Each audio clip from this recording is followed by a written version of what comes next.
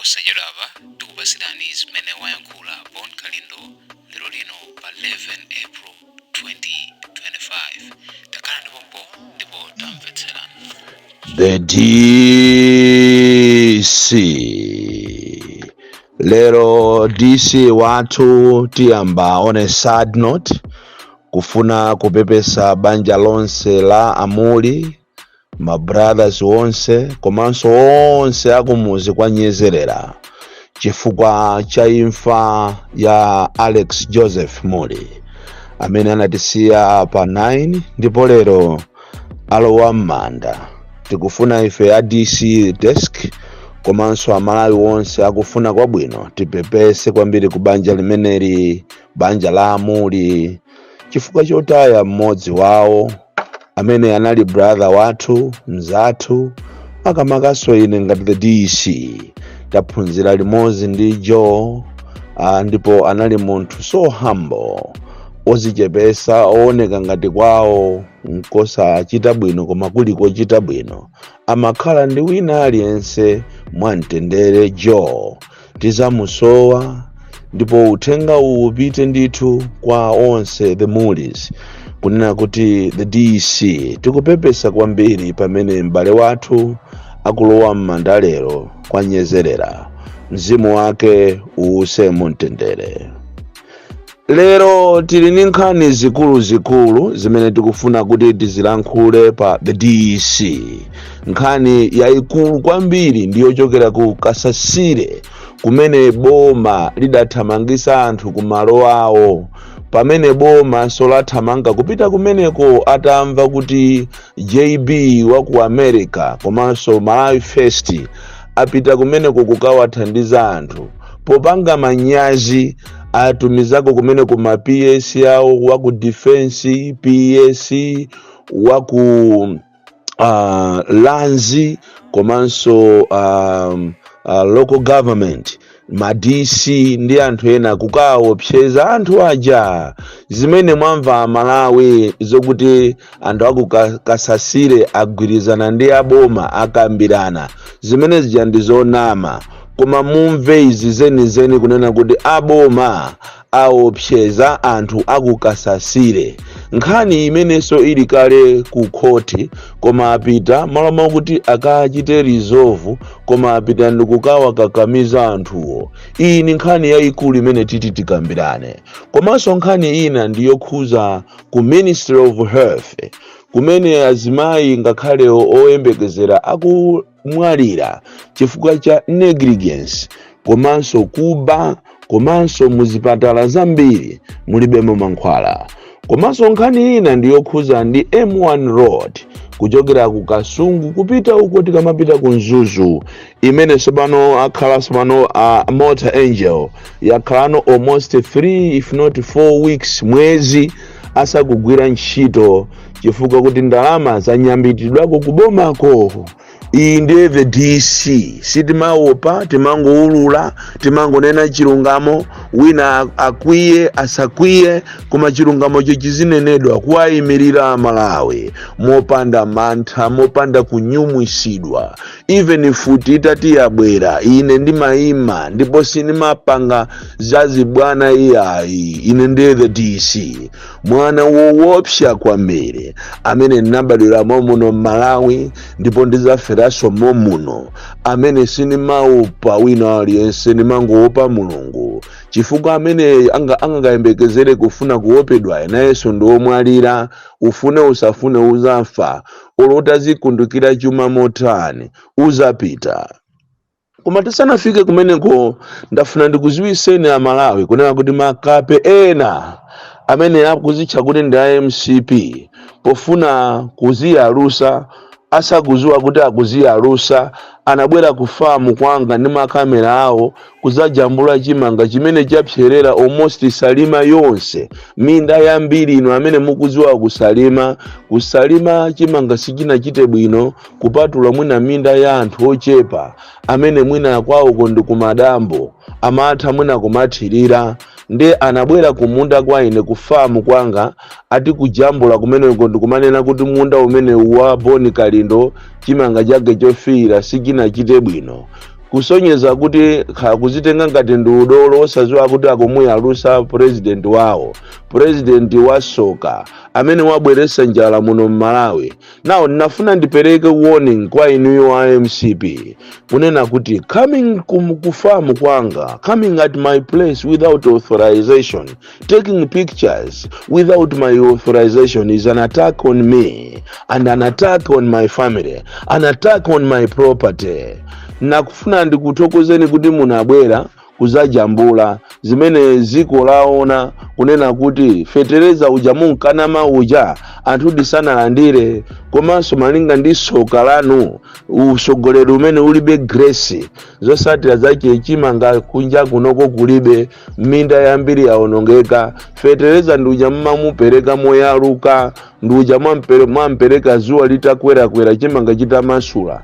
As a result minda yambiri sinachite bwino, kuphatikizaso wa ineyo munda wanga kufamu kwanga sikunachite bwino, nde munabwera kuzajambula. Ndikufuna ndikuwuzeni kuti if you try it next time to come and do such nonsense at my place without authorization, siku limene mujene mwendo olowera kapena mpata olowa kufamu kwa muzauona, koma otulukira simuzauona. And this is a warning that I'm giving you.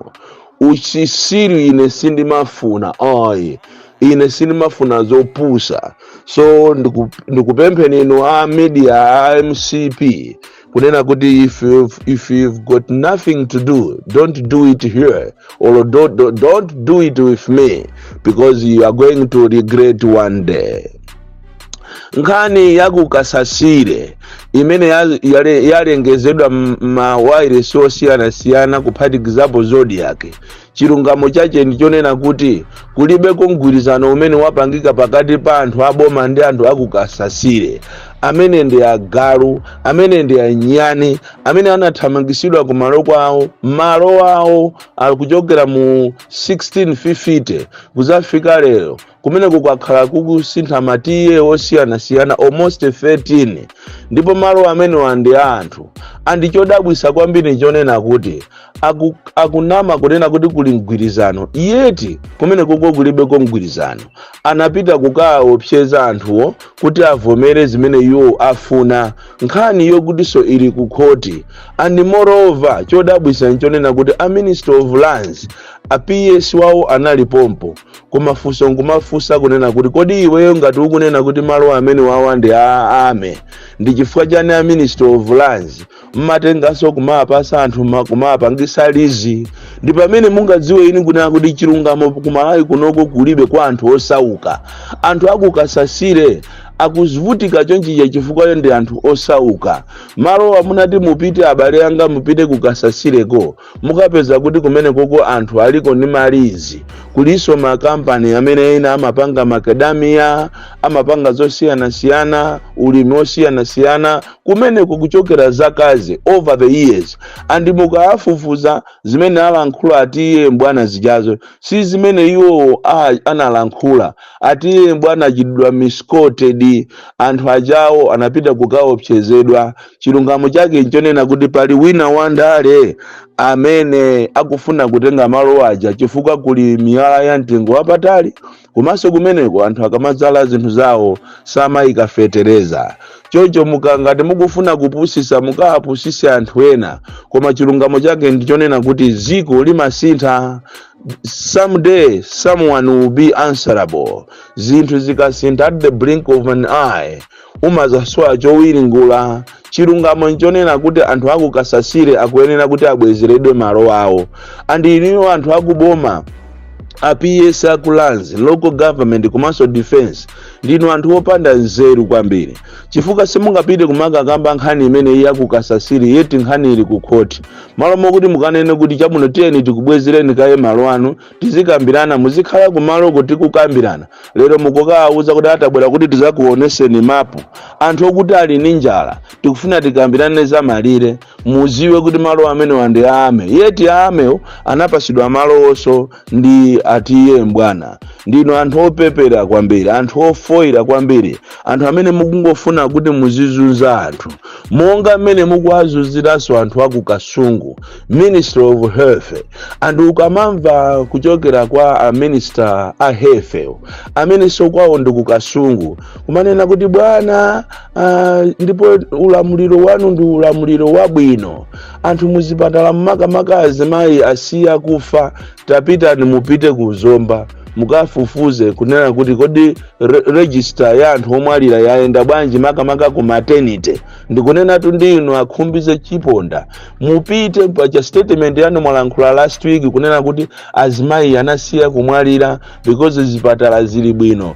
Mupite ku Zomba Central mukaone register kuchokera last week Friday kuzaenda Friday, Saturday, Sunday, Monday kuzafika siku la lero mukapeza kuti azimayi akumwalira kumene koko ku maternity. Zimayi wina wachita kumwalira akuita na nesi kunena kuti anesi tabwera ndi muzandithandize, ndipo anayankhidwa kunena kuti mmene ukatenga mimba yako yoyene naliko.